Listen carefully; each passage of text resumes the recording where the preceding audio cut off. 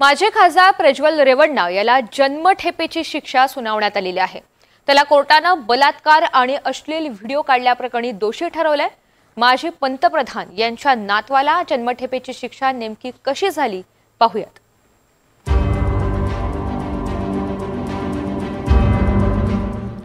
आजोबा माजी पंतप्रधान, वडील कर्नाटकचे माजी मुख्यमंत्री, स्वतः माजी खासदार, मात्र आज न्यायासमोर सत्तेचा पराभव झालाय। देशातल्या सर्वात मोठ्या सेक्स कांडमध्ये बंगळुरू न्यायालयाने प्रज्वल रेवण्णा याला जन्मठेपेची शिक्षा सुनावली। सोबतच 10 लाखांचा दंड आणि पीडित महिलेला 7 लाख रुपये भरपाई देण्याचे आदेश कोर्टाने दिले। मैसूरमधील केआर नगरमध्ये ही घटना घडली होती।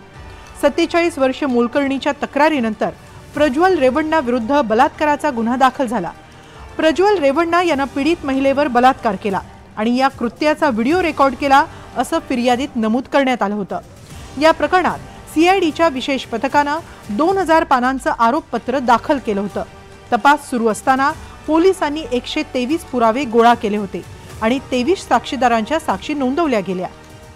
या संपूर्ण प्रकरणात 2 पुरावे महत्त्वाचे ठरले। पहिला पुरावा म्हणजे आरोपीने रेकॉर्ड केलेला व्हिडिओ आणि दुसरा पुरावा होता पीडित महिलेची साडी।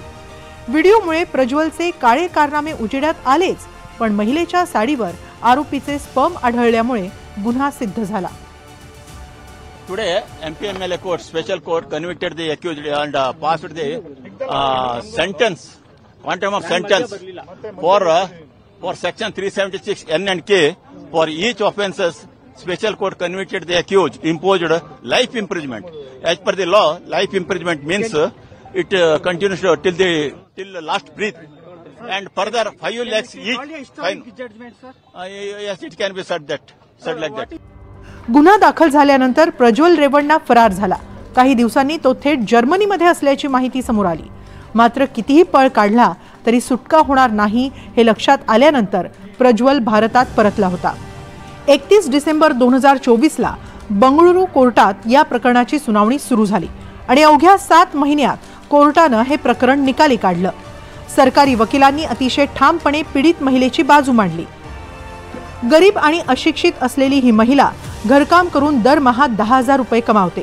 तिच्यावर वारंवार बलात्कार करण्यात आला, तिला ब्लॅकमेल करण्यात आलं आणि तिला घर सोडून पळून जाण्यास भाग पाडलं। गुन्हेगार हा प्रभावशाली व्यक्ती असून त्याने महिलेला सहजपणे लक्ष्य केलं। आपला अश्लील व्हिडिओ पाहिल्यानंतर तिने आत्महत्येचा विचारही केला होता। प्रज्वल हा खासदार म्हणून निवडून आला, त्याला कायद्याची पूर्णपणे जाण आहे। मात्र असं असतानाही त्याने लैंगिक अत्याचाराचे व्हिडिओ रेकॉर्ड करणं ही त्याची मानसिकता काय आहे हे दर्शवण्यासाठी पुरेसं आहे। प्रज्वल रेवण्णा हा निर्ढावलेला गुन्हेगार असून त्याने असली कृत्य वारंवार केली आहे। यातल्या एकाही कृत्याबद्दल त्याला पश्चाताप झालेला नाही, असा युक्तिवाद सरकारी वकिलांनी सुनावणी दरम्यान कोर्टात केला होता। प्रज्वल रेवण्णाला शेवटच्या श्वासापर्यंत जन्मठेपेची शिक्षा भोगावी लागणार आहे, पण या निकालामुळे न्याय व्यवस्थेवरचा विश्वास अधिक बळकट झालाय।